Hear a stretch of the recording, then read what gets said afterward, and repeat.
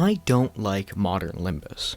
I've gone through 2 whole cantos, barely reading, because any full status team will turn any boss into dust with relative ease. I dearly miss having limited options in ID and having to constantly change my team to deal with a boss's gimmick. So how did I solve this problem? Well, you read the title. By restricting myself to 2 stars only. Lei Heng, 검지의 가포이자 동부 10검 중 하나. 전력으로 가르겠다.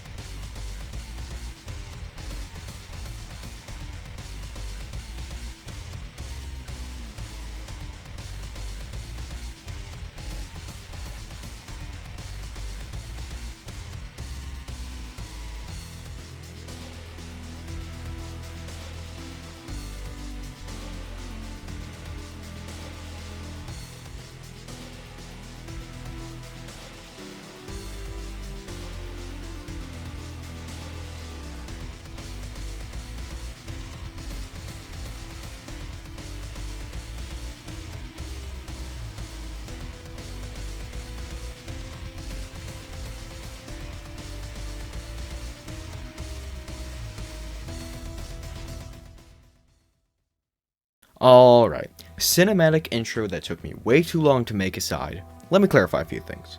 Firstly, why in Ian's name am I doing this challenge?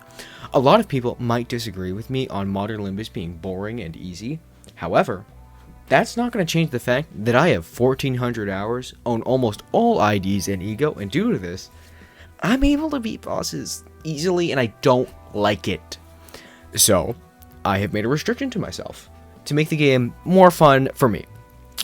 Only have 2 stars fielded at all times. That's the only rule. I can use any support passive or ego I want. This isn't worst IDs or base IDs only. It's just to make me actually have to think about optimizing fights to the best of my ability. Now, with all that superficial stuff about the challenge and why I'm doing it are out of the way, let's get autistic together and talk about this fight, because I'm almost certain that 90% of the people watching this video don't actually know Lei Heng's gimmick and just kept throwing strong IDs at him until they won. First off, the basic stuff. He takes 30% reduced damage from all statuses, inflicts tremor count and clash gains 1 overheat every time he uses Tangle, does more damage when going on opposed and when spending him, inflicts prey in every turn, and inflicts more SP, blah, blah, blah, blah, blah, blah, blah. Let's go over what matters, because there's a lot of passives and a lot of shit to say not a lot. What really matters are these 2 passives right here. Every other passive boils down to deal and take more damage the longer the fight goes on. These 2 passives make the fight what it is. Starting out with the less important of the 2, the Thumb Officer passive makes him inflict no burn when out of Tiger Mark round. This makes the slowest ID preferable to clash with Blasting Scatter Slash. This is so that they take less burn damage and less guaranteed damage as a whole, and we don't have to work harder to heal the team.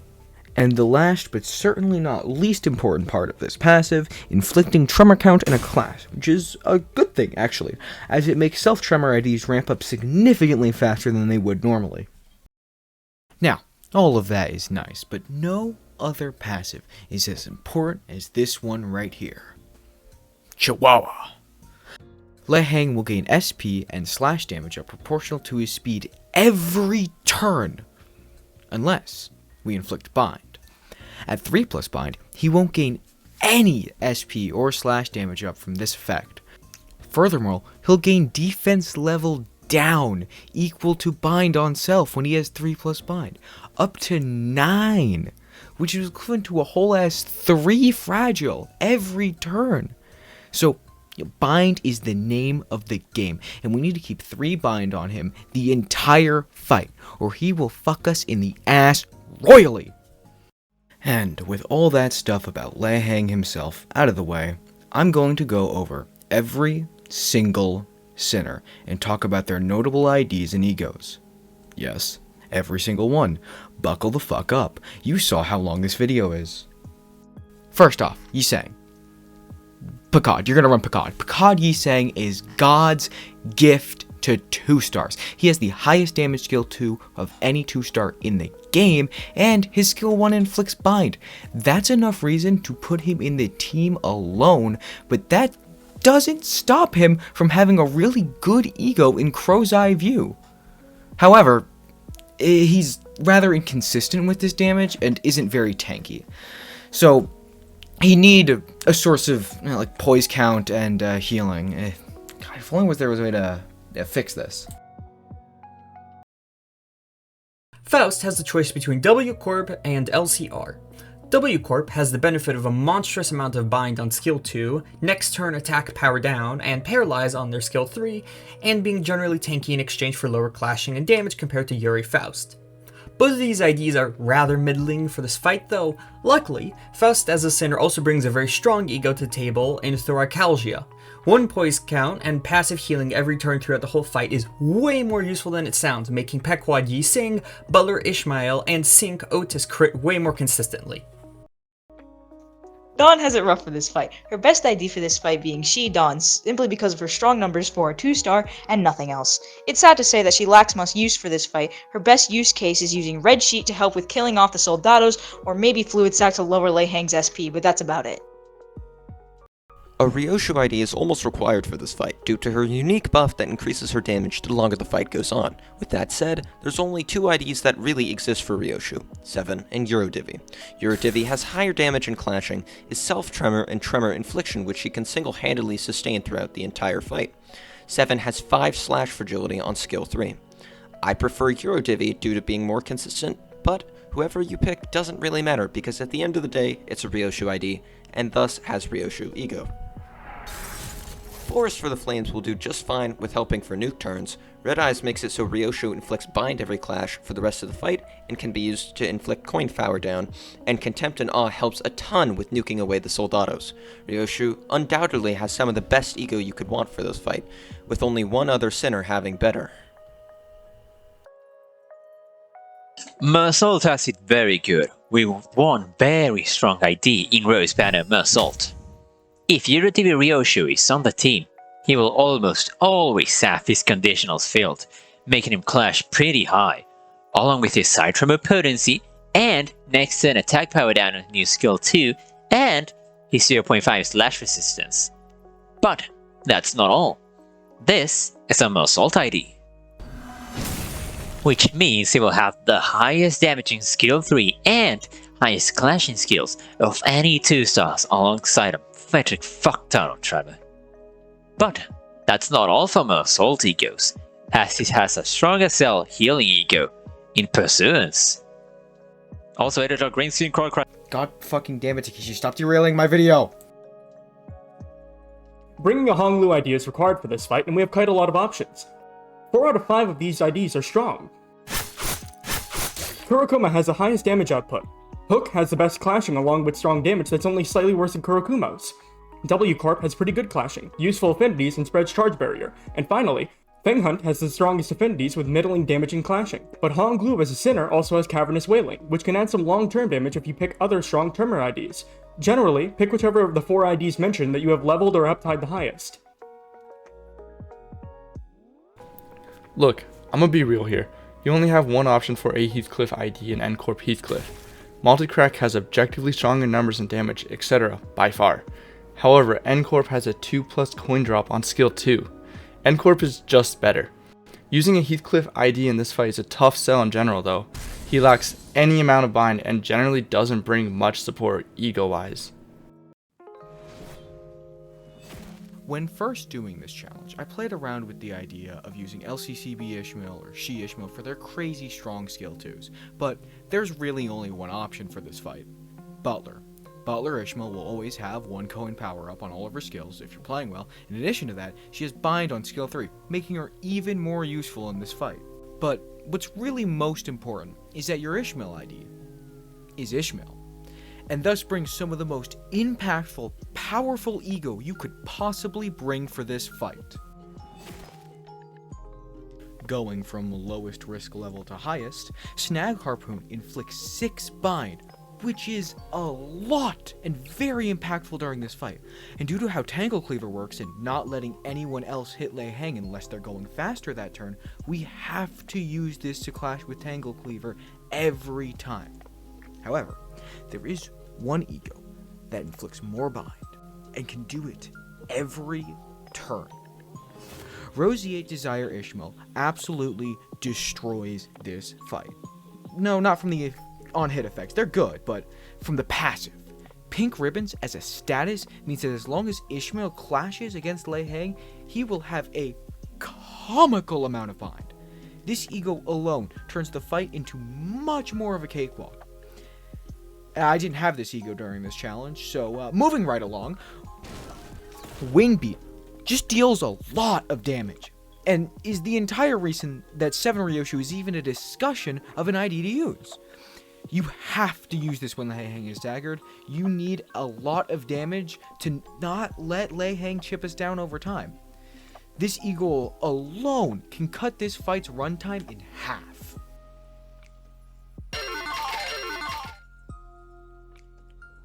T-Corp. Bring T-Corp Radian. Holy shit.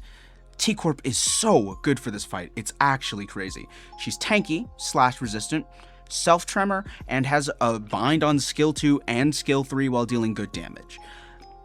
She has a strong healing ego and a strong tremor ego. What could possibly be the downside of bringing her? What the fuck is that? Uh-oh. That's an issue. That will lose us damage every skill 3 due to activating time memoriam. Is what I would say if this was T-Corp done, but it's not. It's Radian. Radian can choose to never go into borrowed time, which is a bad effect in this fight anyway. And just have all these upsides for free. Please use T-Corp Radian for this fight. She's just insane. And she's hot. So, come on, man. Double down. Oh, Hunky, that is not in the script! Fuck you, fuck you, fuck you, fuck you.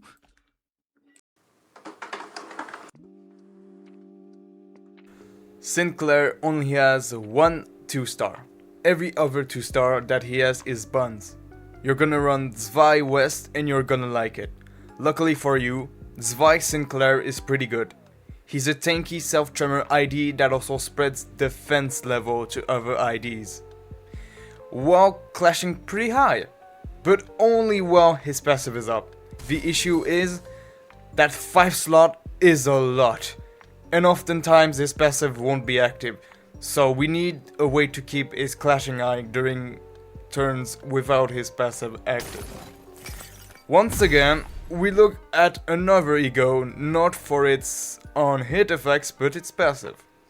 This passive ensures that for the rest of the fight, Sinclair will have 1 clash power up and 1 defense level up, due to tremor counting as a negative status.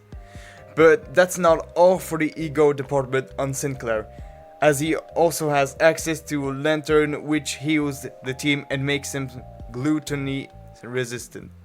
Okay, Peter, I did what you wanted.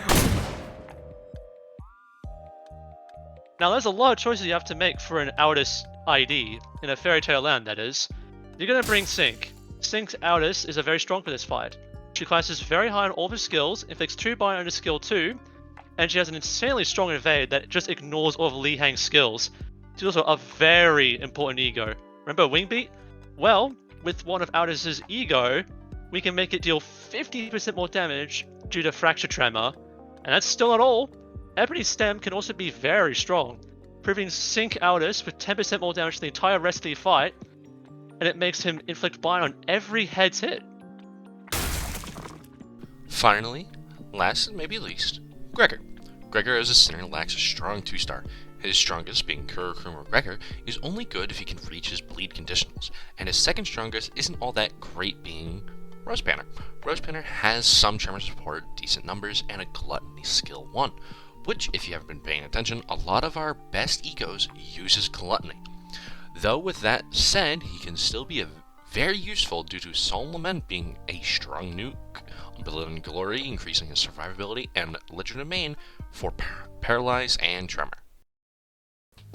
Now, this would be the point in the video where I talk about the team I chose with all of these IDs in mind and how the run went and all.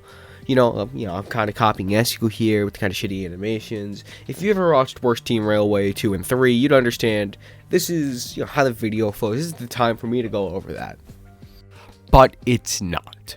1, because this video has horrible pacing like it's Canto 4, and 2, because this challenge is stupid fucking easy.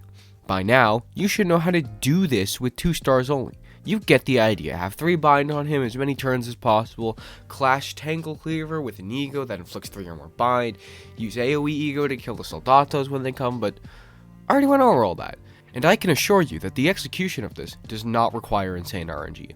Matter of fact, it's so easy to do, I've beaten it over half a dozen times just to prove I can do it consistently. And that's not even with optimal teams. I used completely random bullshit for this. This game is so ungodly easy when you know what you're doing. Kinda. It's easy for me to say, the game's easy, because I have a lot of ego. We're going back to Railway 2 Worst Team Thesis. You can do it if you just have X ego. But that's not the message I'm trying to send. Because I know that you're not going to do this 2 stars only. Yeah, you, sitting there. I know you're not going to do this 2 stars only. I know that you're going to keep using 3 stars. This video's message is not about that. This video's message is that you don't need to suck dick to the meta. I see so many people preaching that you should never use this ID. It's outclassed by this ID. And people preach this like facts to new players who don't have this meta stuff and can't make these meta teams. It disturbs me that some people would shit talk IDs that are more than fucking usable. People! We should be telling people how to use IDs, not use this instead of this. You can make any ID work in this game, depending on the fighting team. There's modern fights where I made Mariachi fucking Sinclair the best Sinclair 2-star. So many people will take one person's word as fact and spread it around. I know a guy who was told that Magical Girl Dawn was like mid and believed it until I showed him otherwise. The fact that anyone nowadays thinks any status team is bad is a massive mindfuck. There's so much slander and misinformation in some parts of the community, so please, to the people who already know this game well, preach how to make shit work.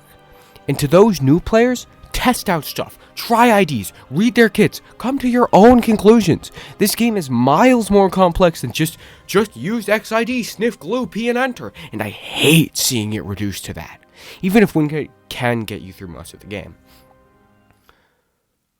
Now this is where the video ended. However, during the months of editing this video took, something happened, something pretty big. Yeah, you know what it was? It was Canto 9. Canto 9 dropped. And with it came many fights, some of which you can see clears of 2 stars only on my channel. And I still agree that we should be teaching how to best utilize IDs, but now, in Canto 9, I can't just go in with any team. With Lei Heng, who was definitely the hardest fight in Canto 9, I had so much room for error.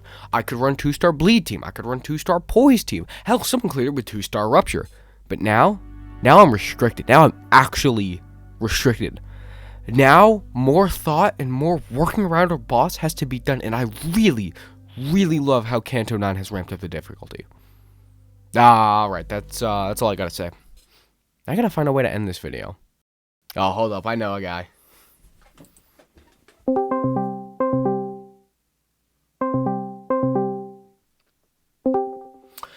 Yo, Duel, how should I end that video? I've been working on it for a bit. I already did like the whole conclusion thing involved, but I can't really think of a way to, wrap up the video. You know what I could do?